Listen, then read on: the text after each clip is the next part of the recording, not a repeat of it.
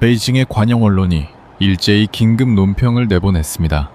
모스크바 외교부 대변인은 심각한 우려를 표명했고요. 평양은 즉각 반발 성명을 냈습니다. 단 하나의 회의 때문입니다. 지난 5월 8일 서울과 도쿄 사이에서 열린 차관급 안보 대화 하나가 동북아시아 세 나라를 동시에 흔들어 놓았습니다. 사실 몇 년 전만 해도 한일 두 나라는 안보 문제를 같은 테이블에 올리는 것조차 꺼렸습니다. 과거사라는 벽이 너무 높았고 여론은 민감했으니까요. 그랬던 두 나라가 지금 막 역사상 가장 높은 수준의 안보 협의 채널을 열어젖힌 겁니다. 왜 하필 지금일까요? 그것도 이렇게 조용하고 빠르게 움직인 걸까요? 답은 감정이 아니라 생존 때문입니다. 외교에서 격은 단순한 숫자가 아닙니다. 장관이냐, 차관이냐, 국장이냐. 이 차이는 누가 왔느냐가 아니라 이 문제를 얼마나 심각하게 다루느냐를 보여주는 신호입니다. 그동안 한일 안보 대화는 국장급에서 겨우겨우 유지돼 왔습니다. 밖에서는 역사 문제로 싸우고 뒷방에서 실무자들끼리만 몰래 정보를 주고받는 시기였죠. 그런데 이게 차관급으로 올라갔다는 건 공식적으로 안보를 함께하겠다는 선언입니다. 쉽게 말해볼까요? 지금까지 두 이웃나라가 담장 너머로 귓속말만 하던 사이였다면 이제 처음으로 서로의 거실에 들어가 앉아 대화를 시작한 겁니다. 이 신호를 가장 민감하게 읽은 건 역시 중국입니다. 중국 매체들이 선택한 단어를 보세요. 균형을 해친다. 중국 외교 언어에서 균형 파괴는 단순한 불만이 아닙니다.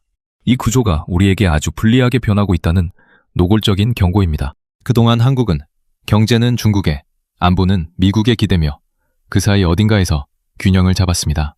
그런데 이번 협의로 한국이 미일 동맹의 구조 안으로 한 발 더 깊숙이 들어갔습니다. 중국 입장에선 이제 한국이 설득 가능한 중간자가 아니라 미국 블록의 완성 조각으로 보이기 시작한 겁니다. 그렇다면 이런 힘은 어디서 나왔을까요?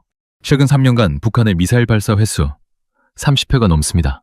일본의 배타적 경제 수역에 떨어지고 한반도 전역을 사정권에 둡니다.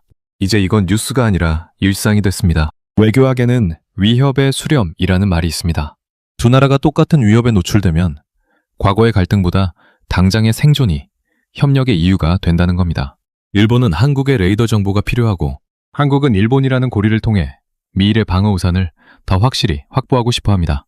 이해관계가 딱 맞아떨어진 거죠. 결국 생존이라는 열쇠 하나로 열린 셈입니다. 평양과 모스크바도 바빠졌습니다. 특히 북한은 이번에 한국과 일본에 동시에 겨냥했습니다. 북한이 가장 두려워하는 건 한일이 실시간 군사정보를 공유하는 겁니다. 미사일을 쏘는 순간 세 나라가 동시에 감지하고 대응한다면 북한의 기습 효과는 완전히 사라지기 때문이죠.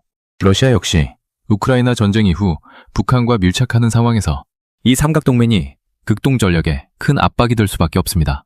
물론 우려도 있습니다. 우리의 최대 교역국인 중국과의 관계죠. 하지만 우리 정부의 판단은 명확해 보입니다. 경제적 위험보다 안보 공백의 위험이 더 크다는 것. 이건 감정이 아니라 지정학적 생존의 선택입니다. 다시 처음으로 돌아가 볼까요? 베이징, 평양, 모스크바가 동시에 흔들렸던 그 회의. 이건 단순한 외교 이벤트가 아니었습니다. 역사라는 감정과 생존이라는 현실이 2025년 5월 8일 하나의 교차점에서 만난 순간이었습니다. 이제 문은 열렸습니다. 동북아의 안보 지형이 새로 그려지는 입구에 우리는 서 있습니다. 여러분은 어떻게 생각하시나요? 안보를 위해 역사의 감정을 뒤로 미룬 이 선택, 옳은 판단이었을까요? 아니면 너무 성급했을까요? 여러분의 생각을 댓글로 남겨주세요. 오늘도 끝까지 함께 해주셔서 감사합니다.